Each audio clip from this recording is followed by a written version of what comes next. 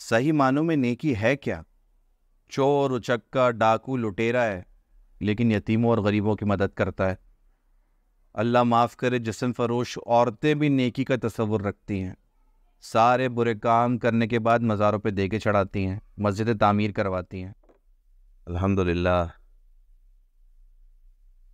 الحمدللہ وکفا والصلاة والسلام علی عبادہ الذین اصطفیٰ،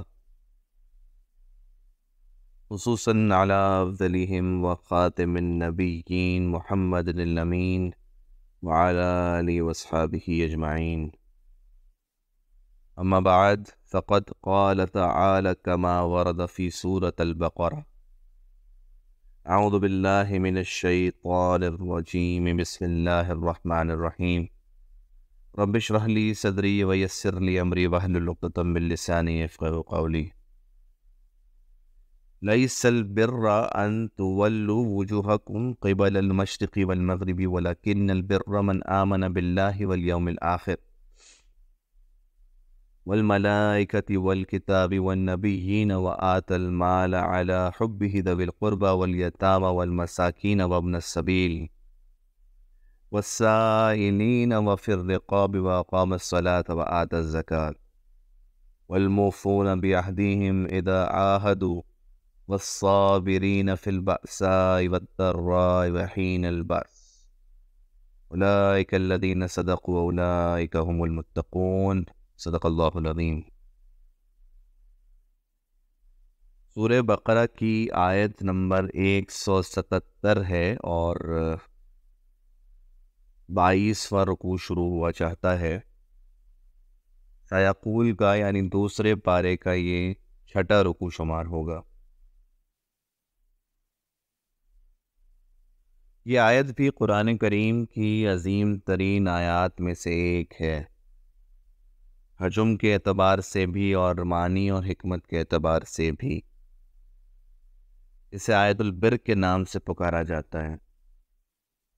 فرمایا گیا نیکی یہی نہیں کہ تم مشرق و مغرب کو قبلہ سمجھ کر ان کی طرف منہ کر لو، بلکہ نیکی تو یہ ہے کہ لوگ اس پر اور روز آخرت پر اور فرشتوں پر اور اللہ کی کتاب پر اور پیغمبروں پر ایمان لائیں، اور مال باوجود عزیز رکھنے کے رشتہ داروں، یتیموں اور محتاجوں اور مسافروں اور مانگنے والوں کو دیں، اور گردنوں کے چھڑانے میں خرچ کریں، اور نماز پڑھیں اور زکوٰۃ دیں، اور جب عہد کر لیں تو اس کو پورا کریں، اور سختی اور تکلیف میں اور معرکہ کارزار کے وقت ثابت قدم رہیں۔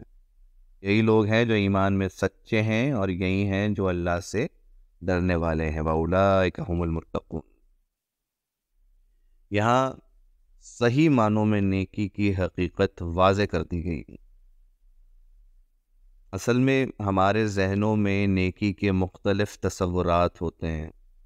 سچ بولنا چاہیے، کسی کو دھوکہ نہیں دینا چاہیے، کسی کی حق تلفی نہیں کرنی چاہیے، ہاں باقی نماز پڑھوں نہ پڑھوں، روزہ رکھوں نہ رکھوں، اس سے کیا فرق پڑتا ہے، یہ تو میرا اور اللہ کا معاملہ ہے، بڑی آرام سے لوگ بول دیتے ہیں۔ اور ایک طبقہ وہ ہے جو چور، اچکا، ڈاکو، لٹیرا ہے لیکن یتیموں اور بیواؤں کی مدد کرتا ہے۔ یہ ان کے آنے کی ہے۔ اللہ معاف کرے، جسم فروش خواتین بھی نیکی کا تصور رکھتی ہیں، مزاروں پر دیگیں چڑھاتی ہیں، دمالے ڈالتی ہیں، مسجد تعمیر کرواتی ہیں، یہ ان کے آنے کی ہے اور اپنا کام وہ جاری رکھتی ہیں۔ ہمارے مذہبی ذہن کے جو بیشتر لوگ ہیں وہ بھی مذہب کے ظاہر کو لے کر بیٹھے ہوئے ہیں اور حقیقتاً روز سے بالکل ناآشنا ہیں۔ مچھر چھانتے ہیں، سموچے اونٹ نکل جاتے ہیں۔ کیسے؟ کہتے ہیں رفع یدین کہ بغیر نماز ہوئی کہ نہیں ہوئی، تراویح 8 ہے کہ 20، میلاد کو مانتے ہو کہ نہیں، ایصال ثواب کے بارے میں کیا رائے ہے۔ ان کے اختلافات اس نوعیت کے ہوتے ہیں۔ ہاں باقی یہ کہ سود پہ، رشوت پہ کاروبار کرتے رہو، تم بھی کرو ہم بھی کرتے رہیں گے، اس سے ہماری حنفیت اور اہل حدیثیت پہ کوئی آنچ نہیں آتی۔ یاد رکھیے گا قرآن کی روح سے یہ سارے تصورات جن کا میں نے تذکرہ کیا یہ مسخ شدہ ہیں، پرورٹڈ ہیں۔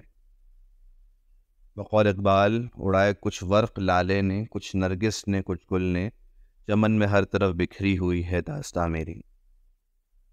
نیکی کی حقیقت اور قرآنی ایتھکس کے حوالے سے یہ آیت جڑ ہے، فاؤنڈیشن ہے، بنیاد ہے۔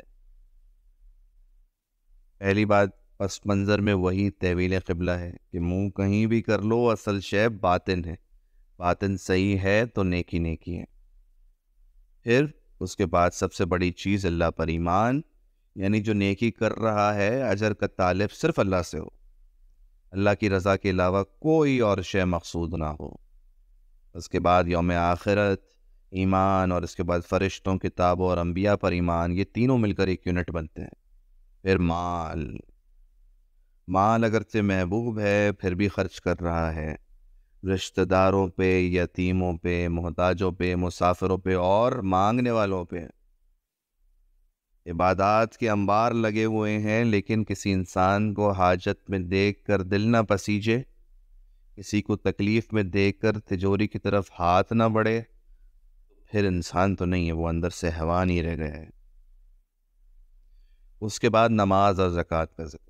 نوٹ کیجئے کہ نماز اور زکوٰۃ کا ذکر ایمان اور انسانی ہمدردی کے بعد آ رہا ہے۔ ایمان کو تر و تازہ نماز رکھتی ہے، نماز قائم کرو میری یاد کے لیے۔ زکوٰۃ مانی بوتل کا کارک تو کھولو، 2.5% تو ہے، کارک جب کھلے گا تو کچھ نہ کچھ اور بھی نکل آئے گا۔ پھر عہد کی پاسداری، ان میں سب سے بڑا عہد کون سا؟ عہد الست، جو ہم نے عالم ارواح میں اللہ کے ساتھ کیے۔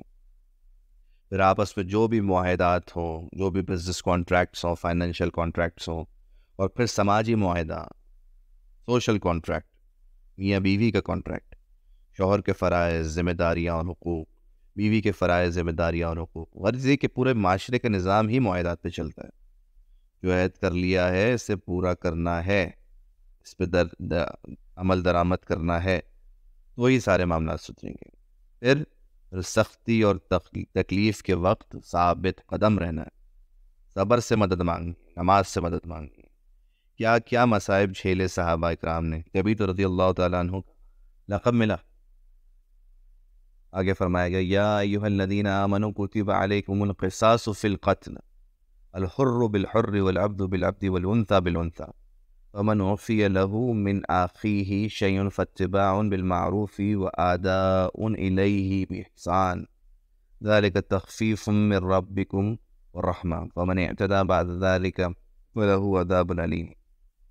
مومنو، تم کو مقتولوں کے بارے میں قصاص یعنی خون کے بدلے خون کا حکم دیا جاتا ہے، اس طرح پر کہ آزاد کے بدلے آزاد مارا جائے، اور غلام کے بدلے غلام، اور عورت کے بدلے عورت۔ اور اگر قاتل کو اس کے مقتول بھائی کے قصاص میں سے کچھ معاف کر دیا جائے تو وارث مقتول کو پسندیدہ طریق سے قرارداد کی پیروی یعنی مطالبہ خون بہا کرنا اور قاتل کو خوش خوئی کے ساتھ ادا کرنا چاہیے۔ یہ پروردگار کی طرف سے تمہارے لیے آسانی اور مہربانی ہے، جو اس کے بعد زیادتی کرے اس کے لیے دکھ دینے والا عذاب ہے۔ دیکھیں، کسی بھی معاشرے میں انسان کا خون بہانا عظیم ترین گناہ ہے۔ یہ خون بہانا عام ہو جائے تو تمدن کی جڑ کٹ جائے گی، لہذا قصاص تم پر واجب ہے۔ قصاص میں زندگی ہے، قصاص میں زندگانی ہے۔ اگر کوئی آزاد آدمی نے قتل کیا ہے تو قصاص میں وہی آزاد قتل ہوگا، یہ نہیں کہ میرا غلام لے جاؤ۔ اسی طرح اگر کوئی غلام قاتل ہے تو اسی غلام کو قتل کیا جائے گا، کوئی عورت قاتل ہے تو وہی عورت قتل ہوگی۔ پھر معاف کرو، احسان کرو۔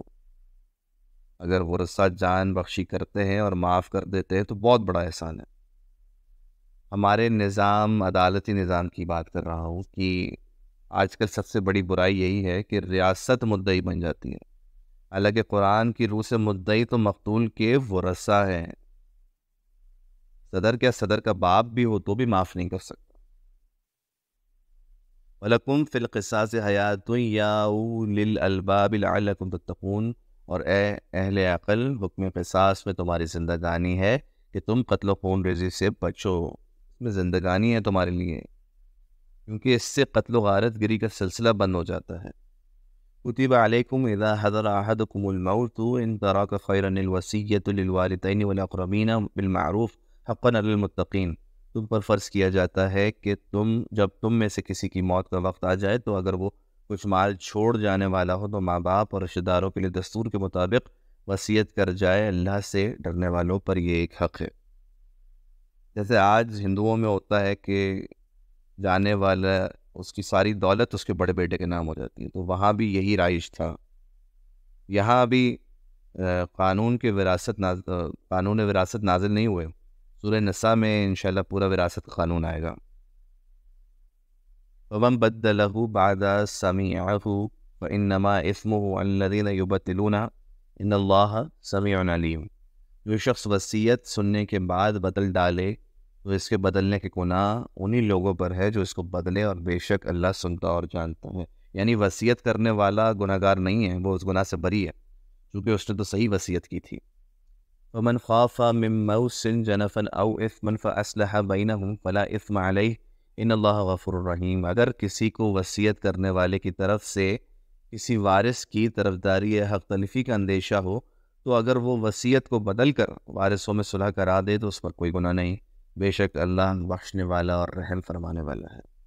یعنی کسی نے ورثہ کو جمع کیا اور کہا وصیت تو تھی لیکن اس میں زیادتی والی بات ہے، اس میں یہ تبدیلی کی گنجائش موجود ہے، تو وصیت کو مقدس صحیفہ نہ سمجھا جائے، یہ تبدیل نہیں ہو سکتا، تو باہمی مشورے سے اصلاح کے جذبے کے ساتھ تبدل لایا جا سکتا ہے۔ واللہ اعلم بالصواب، وآخر الدعوانا ان الحمد للہ رب العالمین۔ ذلك الكتاب لا ريب فيه هدى للمتقين